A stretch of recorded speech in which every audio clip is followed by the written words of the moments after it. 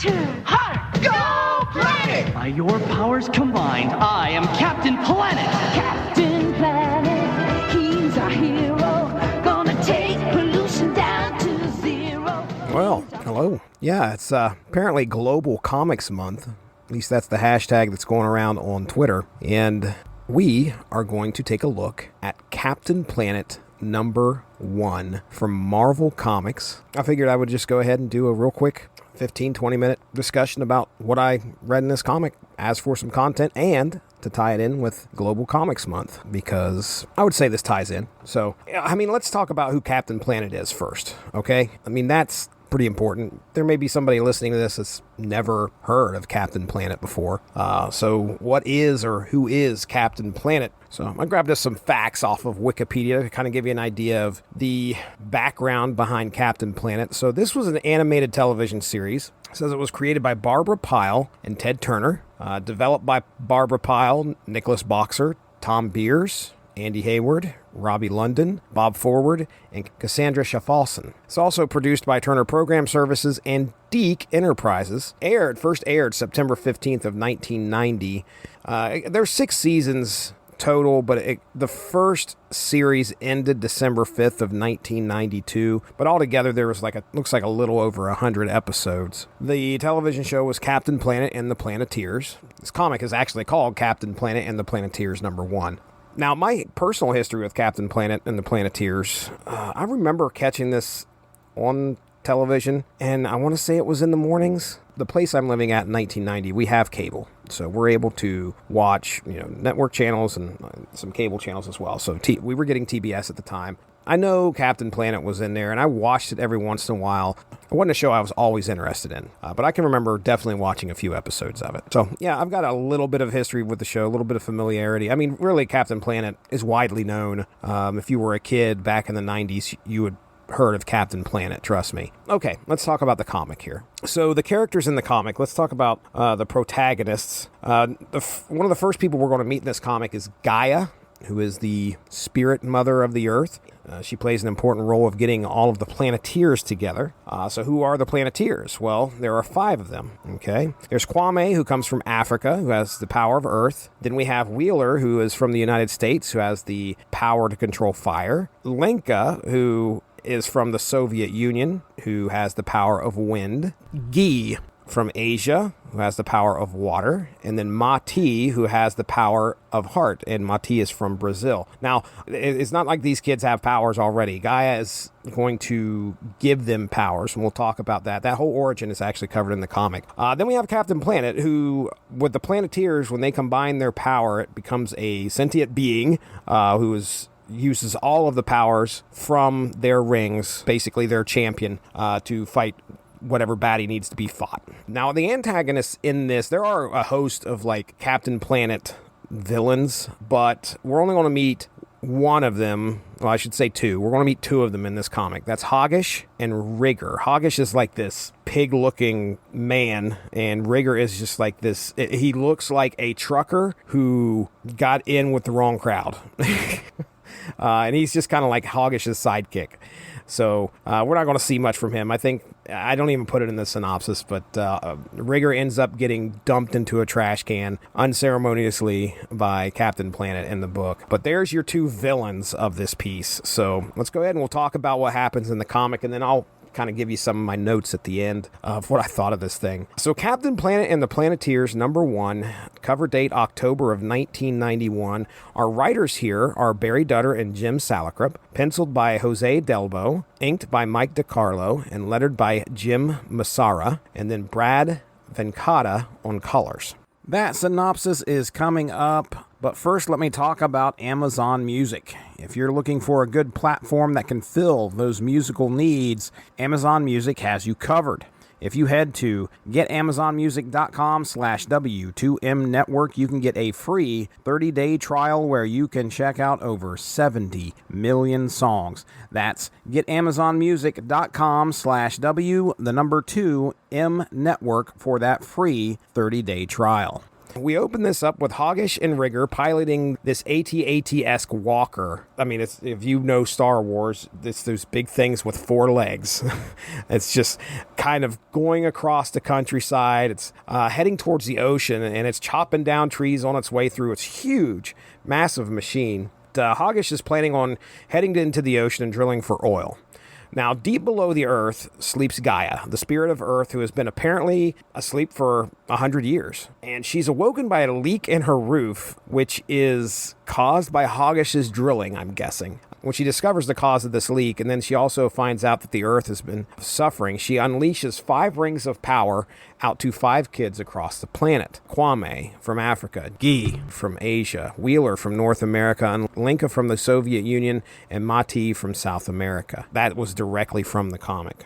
Gaia immediately transports the children to her home, Hope Island, inside the Earth, explaining to them she wishes them to be her champions to save the planet. As the team test out their newfound powers, Gaia cuts their training short and tells them they need to stop Hoggish immediately. Boarding a pretty fancy jet, the team head to face Hoggish, but when they get close, Hoggish unleashes a hose full of oil, disabling the jet. Using their powers to save themselves from a horrible crash, the Planeteers decided it's time to combine their powers to fight Hoggish and his machine. Shouting, earth, fire, wind, water, and heart, their powers combine to become Captain Planet. Captain Planet heads into the sea to stop the oil spill that was a result of Hoggish's spray earlier, while the Planeteers try to save some of the animals on shore. Facing off with Hoggish, Captain Planet is able to fight off the machine. That is until Hoggish douses him with toxic waste. Weakened, Captain Planet falls to the Earth, but the Planeteers are able to rush to his aid. As Hoggish's machine marches closer to finish the job, the Planeteers are able to find some water to clean Captain Planet off, and once that happens, Captain Planet is rejuvenated. Grabbing the machine by its leg, Captain Planet tosses it into the air. However, Hoggish escapes and plans to get his revenge someday. Captain Planet then returns their powers to their rings, and the Planeteers finish cleaning up the animals on shore. That is Captain Planet and the Planeteers, number 1. Here's some of my notes as I'm reading through this. Now, mind you, this is a comic book that came out attached to a property, an established cartoon property. I didn't expect a whole lot, really, when I was going into this. It's not like back in 1991, some creators at Marvel were like, hey, that Captain Planet, we could really do something with that guy. Let's turn some things around. Clearly, you know, Marvel's intent is to take this IP and turn out some comic books and hope that the kids and fans, maybe even the parents of these kids, are grabbing these comics off the shelves just by looking at the name alone, seeing Captain Planet and making a purchase. You know, as I'm going through the book, let's talk about Gaia first. Now, Gaia, who's been sleeping on the job here for 100 years, according to what is written. You know, she probably could have avoided things from getting so bad. You know, when she wakes up in 91, she's looking at the view screen and going, oh, those silly humans again. She realizes how bad things are. But she's been sleeping since 1891. And here's the thing, you know, in 1891, things are starting to really ramp up for the U.S. and other nations at this point in time. She's not good at predicting trends because she goes to sleep in 1890, wakes up in 1990. She's surprised. She probably shouldn't have took a nap. Now we got to talk Wheeler. All right. So Wheeler is the wiki has him hailing from the Bronx, New York. You know, I understand this is the early 1990s, but this kid, when they first show up on Hope Island, he's got the hots for Linka. You know, she's this blonde Russian teenager, or I should say Soviet, because the first panel that I grabbed of this guy, all of them are trying to pay attention to what Gaia's having to say. Wheeler is like just trying to get a date with her, or, you know, he's flirting with her. Love your accent, babe. You Russian? And she's like, Soviet, please go away.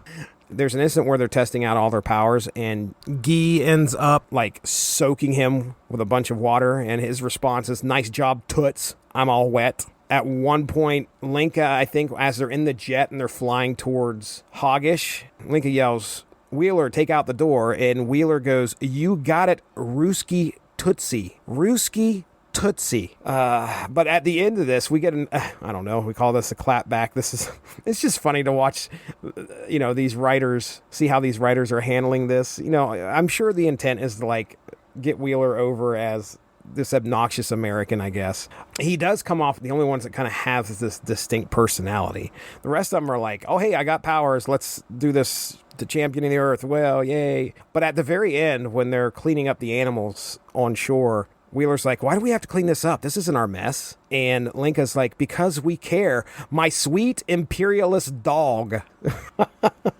And some rewards are greater than money. My sweet imperialist dog. Well.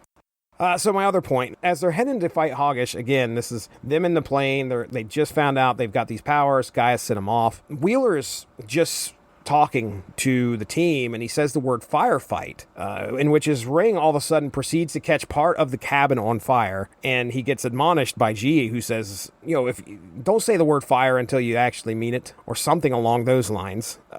Someone needs to talk to Gaia about these rings. Imagine not being able to say the word water the rest of the time that you're a Planeteer. You just can't say water, because if you say water, something is going to happen. So I guess if you use the words fire, water, earth, wind, your ring's accidentally going to go off.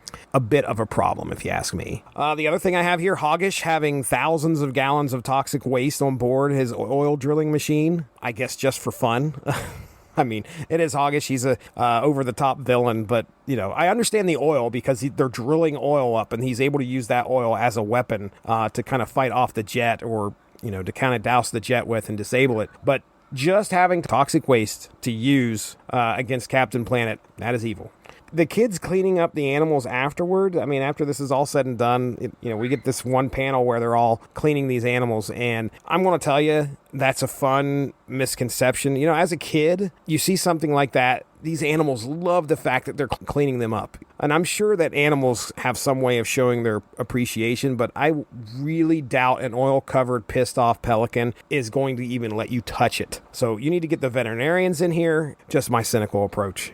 Not going to happen. Now, at the end of the book, we get a PSA. This is kind of expected. I had a feeling this was going to happen. It's a one-page Planeteer alert. Captain Planet is asking us to help save our planet by taking actions to fight oil spills and air pollution. Make sure you turn off lights. Make sure you walk if it's a short distance. And that's going to save on some fuel. And carpool if you can. Remember, the power is yours. Go Planet. That's going to be our entry for hashtag Global Comics Month. We get to see all of the Planeteers, teenage representatives from across the globe, coming together under one purpose in order to save the world from pollution, in order to save the world from the humanity plague. This was what I expected. I hope everybody has a good week. Make sure to go check out W2Mnet.com. They are the reason this podcast is here, and there is a lot of great content over there. They've got wrestling content, they've got TV content, they've got movie content, just about a podcast for anything you can think of over there. Of course, shout out to the Rattlich in Broadcasting Network as well. You can check out previous episodes of source material on the Rattlich in Broadcasting Network feed. We got over 300 episodes sitting over there. I think this brings our entry to Global Comics Month at this point to an end. Go Planet. Hey, it's plug time, and you all know what that means. This will be a good time to plug the sponsor of the W2M network, and that is Grammarly. For you, the listeners of Source Material, Grammarly is offering a free download of the Grammarly software. Grammarly's AI-powered products help people communicate more effectively. Grammarly helps you write mistake-free on Gmail, Facebook, Twitter, LinkedIn, and nearly anywhere else you write on the web. Grammarly corrects hundreds of grammar, punctuation, and spelling mistakes while also catching contextual errors, improving your vocabulary, and suggesting style improvements. To download Grammarly today, go to getgrammarly.com/W2Mnetwork. Again, that's getgrammarly.com/W2Mnetwork to download Grammarly for free. Thank you all for joining us. Make sure to give that Rattlich in Broadcasting Facebook page a like to stay up on top of all the great podcasts we have to offer. We are at home on Spreaker, but you can also find us on iTunes, Stitcher, TuneIn Radio, and recently we have hit the air on Spotify. Find your favorite podcast platform and type in RADULICH to subscribe for some great content. If you enjoyed this show, please feel free to share and spread the word, and as always, we appreciate any feedback and look forward to entertaining you again soon.